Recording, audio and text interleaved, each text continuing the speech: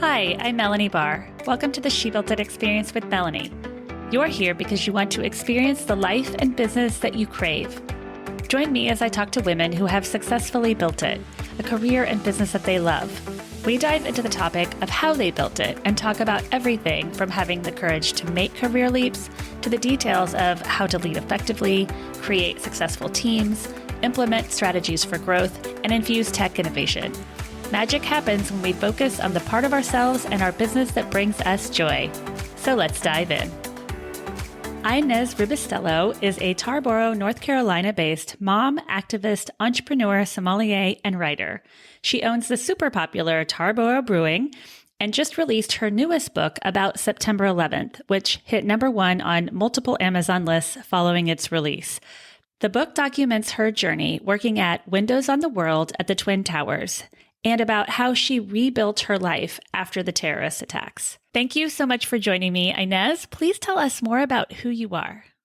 I am born and raised in a very small town in rural eastern North Carolina, where I now live and run a brewery with a satellite tap room with my husband, who runs our restaurant. So we started our path in Tarboro 19 years ago with our restaurant. And then about 6 years ago when we opened the brewery. I love that. I understand being from a small town. I grew up in a town of 1,000. Oh, wow. And I now live in Los Angeles. I've lived in LA since I was 19. And I know you spent some time in New York. You wrote a book titled Life After Windows. Please share with us your journey in writing the book. Yeah, so this book details moving up to New York after I graduated from college and going into culinary school and discovering that I had a passion for wine, getting my dream job as a 25-year-old, running the beverage program for the largest grossing restaurant in North America, Windows on the World in the top of One World Trade Center, which was the North Tower. Being employed there on September 11th. I was not in the building on 9/11, but details the day of and the days, months, years after, and the healing that came. And a big part of that coming back to Tarboro, North Carolina, a town I had promised myself I would never return to. The trials, tribulations, joys of running a restaurant in a small town and then opening a brewery that has been one of the hardest things I've ever done. And then actually getting the courage to put it out there for the universe to read. Well, good for you. And there's a reason that you weren't in the building on that day. And it had to be, I can't imagine going through the experience. Can you share with us why you weren't there that day? Yeah, my sister got married on September 8th.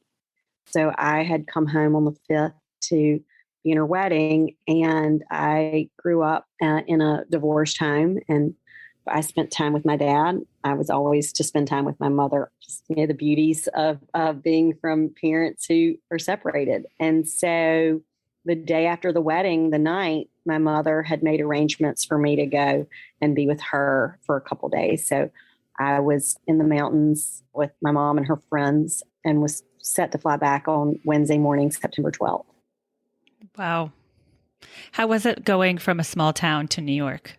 I found it the best thing that had ever happened to me. I didn't know it then, but I was so enthralled by the freedom of no one knowing what I was doing and being able to give me their opinion about what I was doing.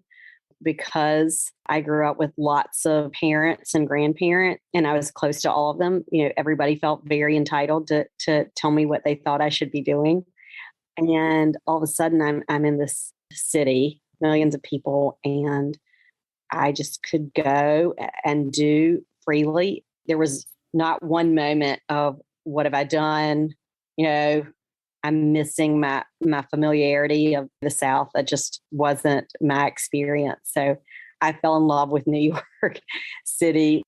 I remember the night before I moved, just being terrified. It takes a lot of courage to make a leap like that from such a small town. Yeah, I was really fortunate that my boyfriend was already living there. He'd gone up first. We were not living together, but he was there. And then 4 girls from North Carolina were going to come up shortly after. I was there for about a month and a half, 2 months before they moved. I'm sure I would have been much more nervous if it was only going to be me.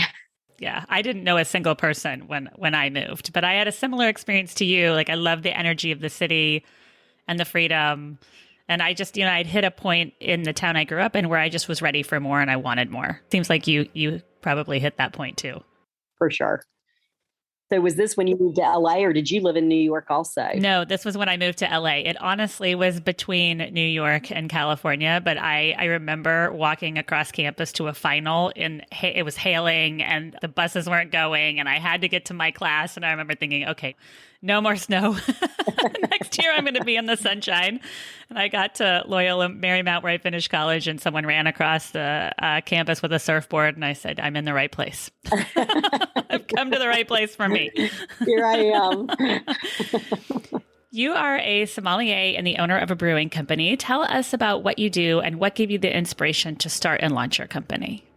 Stephen and I had opened our restaurant in fall of 2002. We had converted one of the dining rooms into a working wine cellar. Kind of a combination of working with your husband, being in the restaurant business, finally making a conscious decision to not continue the master sommelier path, which the three of those combined equaled burnout. I wasn't going to leave Tarboro. We had bought a huge building in July of 2008 where we had hopes of moving the restaurant to. And of course, that was right before the bottom fell out in our country's economy. And no one wanted to invest in a restaurant, period, much less one in Eastern North Carolina. And we were really following closely what breweries were doing to transform small towns. Stephen was very supportive of, hey, if you think this is going to work, we should do it. And he's a big part of jointly helping write the business plan. And the idea was that, A, we would create this new business in Tarboro that would be a lot more accessible than our restaurant. While our restaurant is quite affordable compared to LA, New York, Chicago standards, it still was not for everyone. Not even lunch was for everyone. And so we thought this brewery would be an added bonus. I mean, my passion is Tarboro and getting people not to just visit, but to want to live here. That was the vision behind it, that we would create a business that was much more accessible to the locals and add another attraction to our small town. I had no idea how hard it would be just because the landscape of local breweries changed so much from the minute we wrote the business plan to the day we actually got the doors open. The number of breweries in North Carolina had tripled. Our model was all built on wholesale.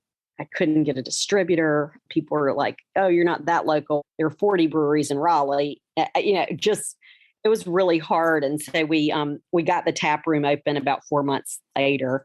But even that, Tarboro doesn't have the foot traffic that a Charlotte or a Durham has. And so while I would not trade it for anything, it has been a very different 6 years than what I experienced with On the Square, where people were clamoring to get in. I had never worked in an environment where I was actively trying to get people to like us. I'd come from obviously Windows and a brand new casino in Atlantic City and even On the Square, that it was drawing people in. This has been where I've been actively working to get people to enjoy it. So it's just different. But good for you for having that tenacity.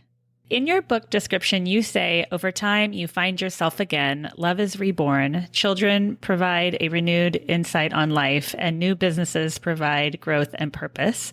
Do you have any tips or lessons you've learned for making a pivot or a leap to start over, whether your pivot is a choice or, in your case, when it's not? Yeah, I've become such a better listener. I know now there was a big void in Tarboro for a community space.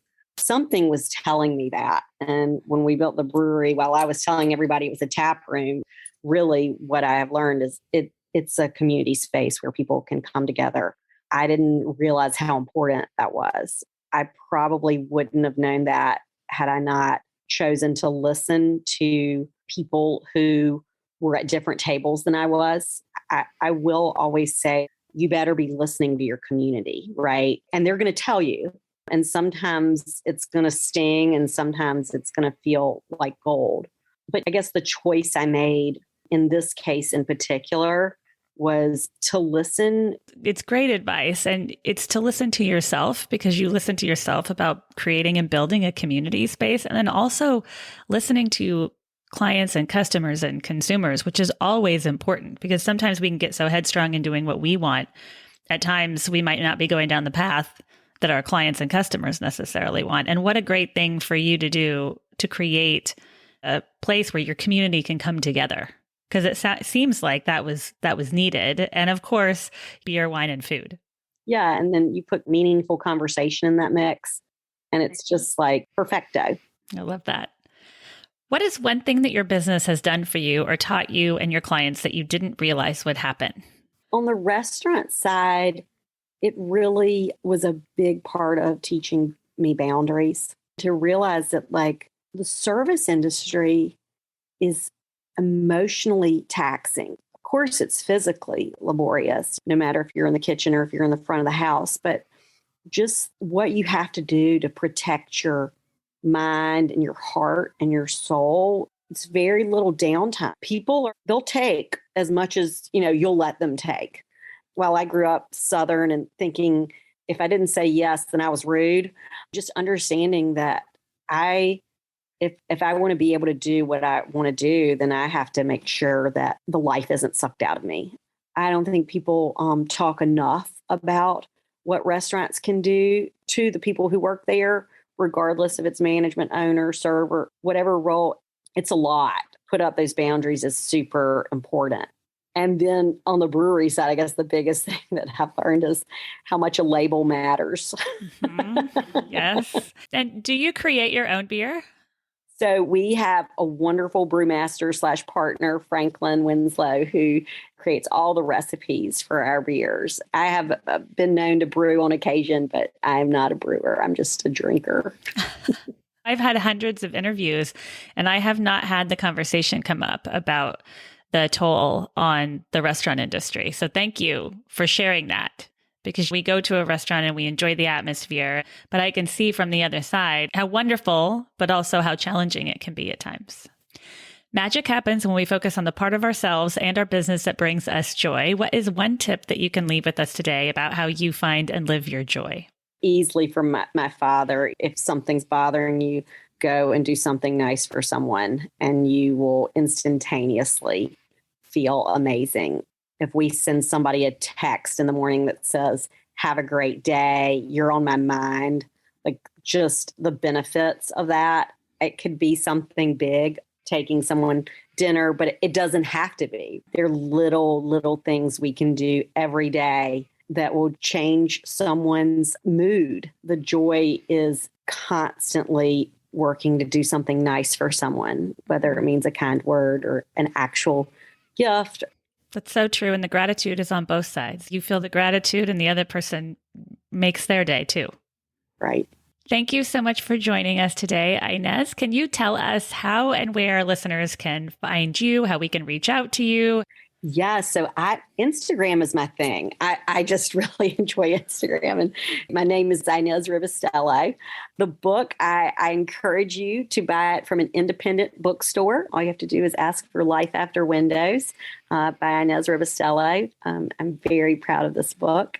Of course, you can order it on other places too. Or you can visit me in Tarboro and see small town life. I love that. I now have a cousin in North Carolina. Maybe I'll have to come see you. Please do. I would love that. If you are new to She Built It, we'd love for you to join us. We offer community memberships, masterminds, innovative virtual events, and meaningful connections to entrepreneurs and corporate leaders. Please also check out our She Built It shop, curated products from women-owned businesses who put their heart and soul into their beautiful and innovative products. We offer She Built It business consulting and the She Built It blog. Thank you to everyone around the world who joined today. Thank you to my editor, Rich Streffolino. Please download and subscribe wherever you get your podcasts. And until next time, together, let's let nothing stop us from experiencing the life that we crave.